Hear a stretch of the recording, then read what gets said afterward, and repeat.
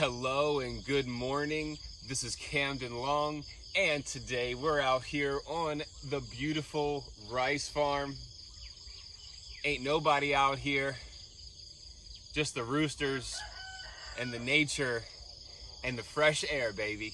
So I want to give a special shout out to all the amazing TEFL teachers out there right now living their dream, traveling around the world and making a positive impact in the lives of their students.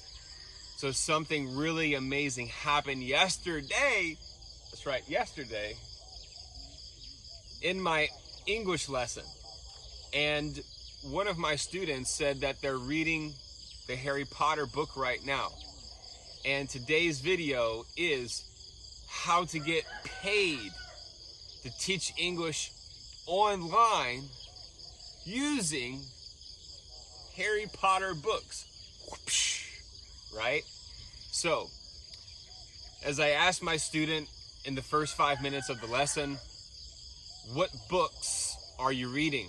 As I've mentioned in my video 3 days ago, second to last video, that you really need to learn how to do a proper Q&A with all of your students, whether it's in the classroom or whether it's online. And that's because you got to continue developing a personal relationship. That's right, a personal relationship with your student.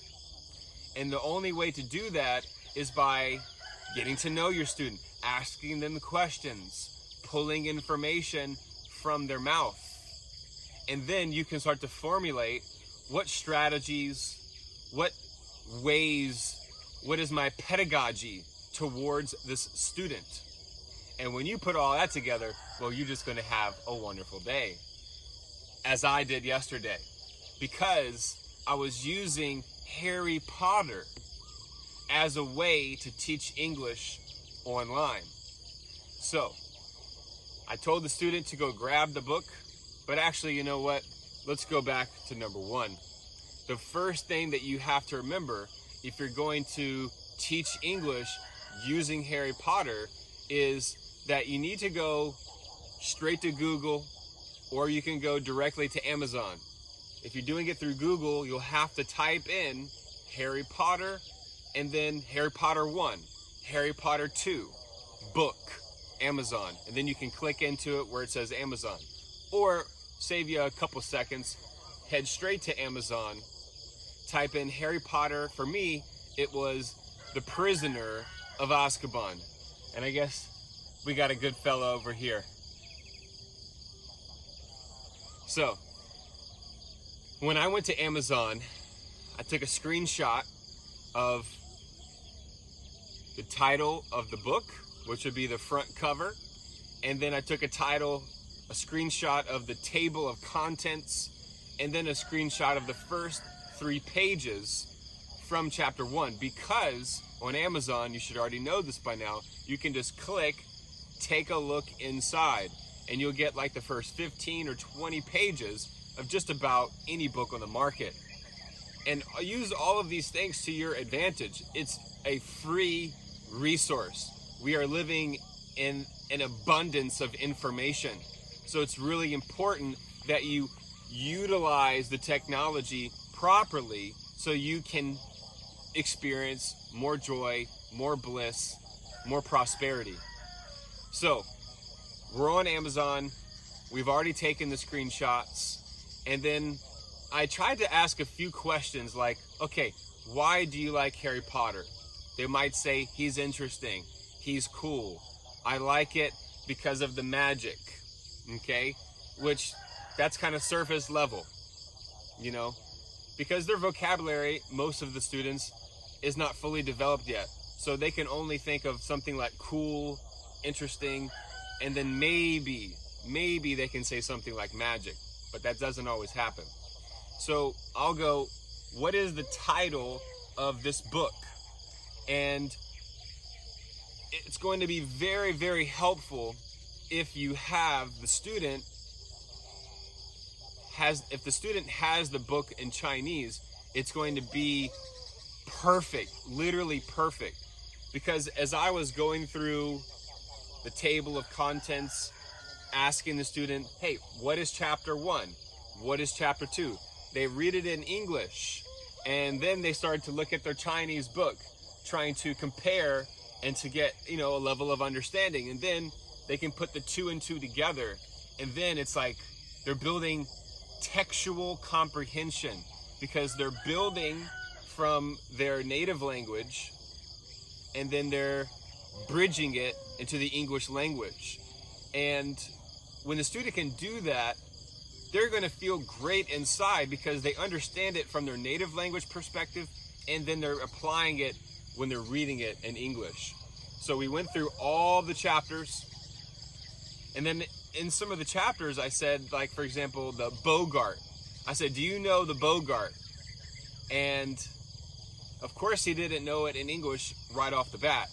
But when I said, hey, look at your book, and then he could compare the two. And then he said, oh, yeah, I understand. And then he said, oh, the Boggart is a monster. Okay, so even if the sentences are short and simple, at least they are expressing themselves, getting their student talk time up in English, because all those things are going to build comprehension and fluency. And, getting paid to teach English online with Harry Potter it's an incredible level to be on. And all this didn't happen overnight. There is no overnight success. I've been putting in the hard work since 2016. That's right, April 2016. And not only that, I've been really putting in all of the hard work my entire life. Everything I've been doing up until this point has prepared me to have these set of amazing students every single day. I even wrote about it years ago, and even sometimes months ago. I asked the universe, how can I find students who have similar interests as I do? Sometimes we may talk about Star Wars. I might show my Star Wars toys, just as a little add-on, because I've come to a level now where I'm attracting students who are more advanced. I'm attracting students who can carry on more conversation. And the students who I still get, who might be new or, just starting to build up their English language, it's up to me to do that Q&A, the questionnaire, so that way I can get more information from the student, as I've mentioned. And then at the same time, every lesson, they're building up more fluency. They're building up more comprehension skills. And so the next lesson, we can do more conversation. We can do more free talk. We can talk about a lot of fun and interesting things, which just makes you, the teacher, happier. It makes the student happier, because they're learning a language in a fun way.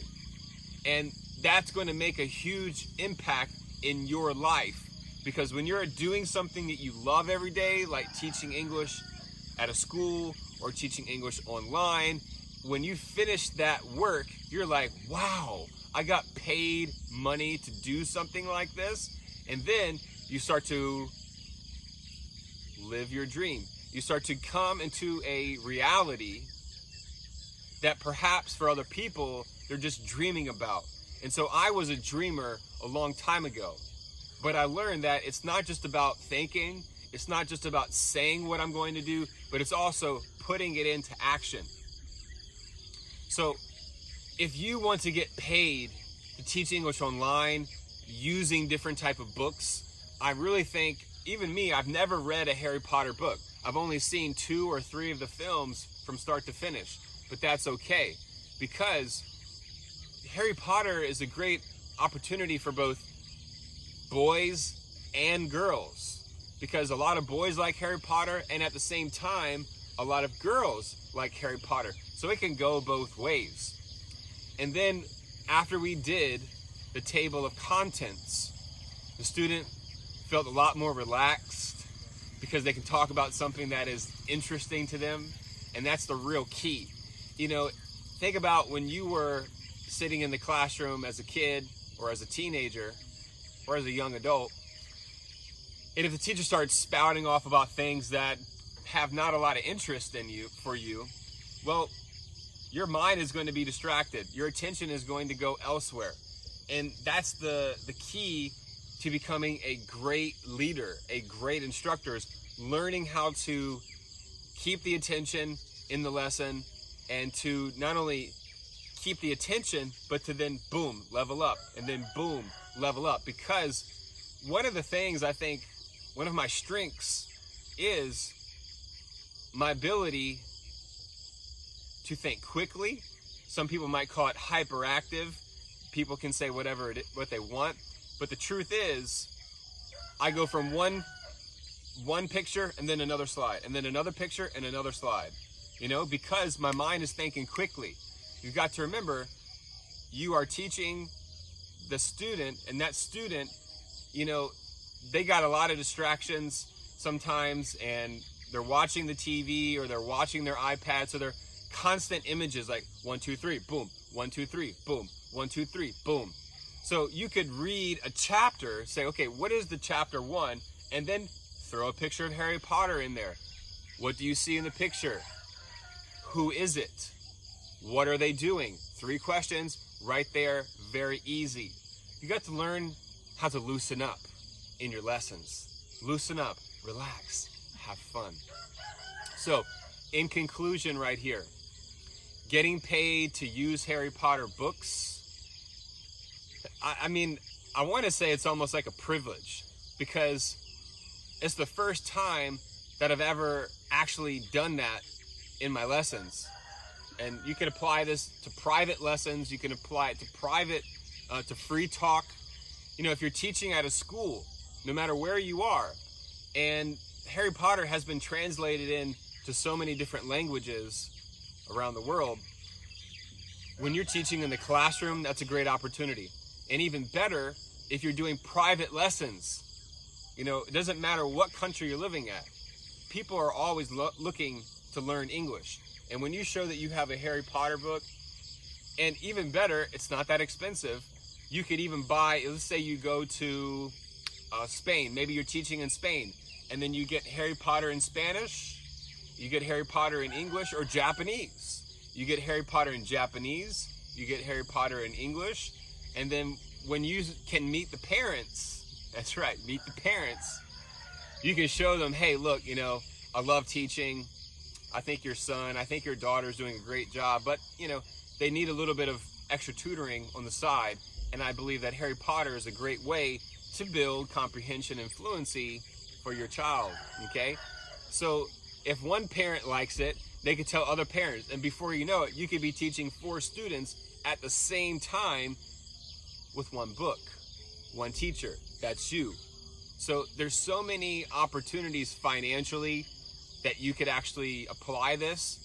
You really could. So if you have any questions about how to do this, you can ask me in the comment section. So after we did the title page, we finished the table of contents, we went right in to chapter 1. And as the student was reading, if they had difficulty with one word, I would just simply put it onto the whiteboard and ask them to repeat it 3 times just to kind of get it, into their subconscious a little bit. And then I would give a complete sentence, how to use that word in a normal sentence, like everyday conversation. And then the student can start to build comprehension skills from all this new English text. And it's okay if they can't understand everything so easily. Your presence alone is enough. You deciding to use Harry Potter or any type of popular series of books to your benefit and as a great resource when you're teaching English as a foreign language. So, I just want to say I feel very blessed today. And when you're going through, as I've mentioned, you can use the whiteboard to write down the vocabulary word. And then you could also keep it on a side note. You know, you could write down a piece of paper all the words that they didn't understand. And so then at the end of the lesson, you can review those words. At the start of the next lesson, you can also review those words. So you are doing everything you can possibly do to help that student acquire the English as a second language, and at the same time, they are enjoying themselves. So when the student is happy, the parent's going to understand, the parent's going to realize that you are making their child happy, and that's always going to end up in great possibilities for you, whether it's more lessons from them or other recommendations. Most of my students are all based on recommendations. I have some students, three to be exact, one group, they're all in the same class at their school. So, and then one time they were at the mall, and I had a class with them at the mall, of all places. They were at the mall, I wasn't at the mall. And then all of a sudden I saw all three of them together, and I'm like, hey, what are you guys doing? And they all started cracking up, laughing. And you know, it's like, I'm at home. This place right here is just a few moments from where I teach. So I'm incredibly grateful right now. And to everybody who's been messaging me, I want to say thank you so much. I really, really appreciate it. You know, the reason why I keep uploading these YouTube videos is because it can make a difference in one life today. I ask myself every day, how can I inspire 1 million people? Most people are thinking, how can I make $1 million? But, you know, to make $1 million is quite a feat. But if you focus on how can I inspire 1 million people, the money will automatically come. As I've learned along my journey, the more focused I am on my vision, my goals, and my dreams, everything else comes together at the right time. Sometimes it can be scary when you're about to make a big jump, like from your home country to teaching English as a foreign language in a brand new country, a new language, new culture, new food, new environment, a new climate. So there's a lot of things to adjust into and to adapt, but it's only going to teach you more about yourself. I'm so happy that I did not follow what my family had in store for me or what society had in store for me. I knew that staying in America and teaching at a public school was not going to allow me the mobility and the flexibility that I truly desired in this life. And now look, it's just clean air, good water, healthy food. All these things make a big difference. So if you're going through a rough time right now and you're not really sure what to do, you need to spend more time out in nature. You've got to get your shoes off. You got to get your feet on the land, whether it's walking on the beach, walking in the mountains, or if you're in the city, try to get to the park and just lay out in the park and just relax and meditate and to think about what makes you happy. What do you love to do? How can you live a better life? And if you're already starting to acknowledge these things that you desire in your life, well, that's the first step, is to acknowledge and to be aware. And you can think about it all day, you can talk about it all day, but talk is cheap. You've got to get out and take radical action on your life and make TEFL into your lifestyle. I've seen so many people traveling around to different countries, settling in different countries, and they're having the time of their lives. Do you want to have the time of your life teaching English abroad? If you do, let me know in the comment section.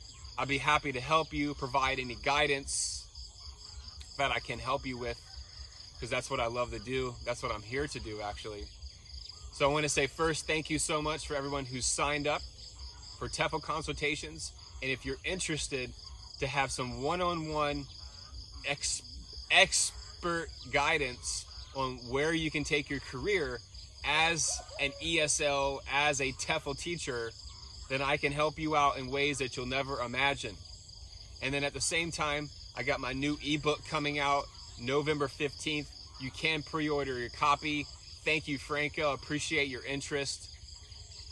And don't forget, take it easy, relax, and I'm learning more to be in my body, because we're always up here, right? Subconscious, thinking about so many things. But when you can breathe in nature and just take a deep breath and relax, life becomes so much better. Have a great day. Thank you so much. Take care of yourself. Stay happy, stay healthy, and stay wealthy. This is Camden Long signing off from the rice paddy in Thailand. Have a great day.